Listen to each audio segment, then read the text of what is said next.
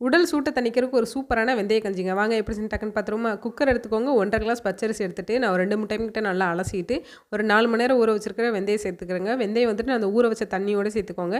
1 1/2 class அரிசிக்கு 3 1/2 class தண்ணி கரெக்ட்டா இருக்கும். அதோடய ஒரு 1/4 ஸ்பூன் உப்பு சேர்த்துட்டு, நல்லா மிக்ஸ் பண்ணி விட்டுட்டு, மூடி போட்டுட்டு, ஹை ஃப்ளேமில வச்சு 4 விசிலுக்கு எடுத்து வச்சுக்கோங்க.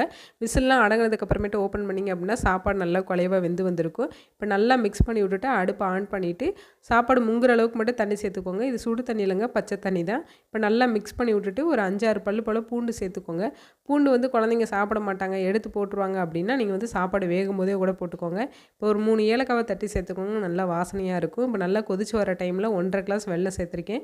இந்த வெல்லம் வந்துட்டு கரெக்டாக இருக்குங்க. இப்போ நல்லா வெல்லம்லாம் கரைஞ்சி வந்ததுக்கப்புறமேட்டு இந்த கன்சிஸ்டன்சியில் ஆஃப் பண்ணிட்டீங்க அப்படின்னா, ஒரு செம்ம டேஸ்ட்டான, உடம்புக்கு ரொம்ப குளிர்ச்சியான வெந்தய கஞ்சி ரெடி ஆயிடுச்சு. பண்ணும்போது கொஞ்சமாக தேங்காய் துருவிட்டு சர்வ் பண்ணுங்கள். சூப்பராக இருக்கும். வீடியோ பிடிச்சிருச்சு அப்படின்னா லைக் பண்ணி ஷேர் பண்ணிவிட்டு சேனலை சப்போர்ட் பண்ணி சப்ஸ்கிரைப் பண்ணிடுங்க.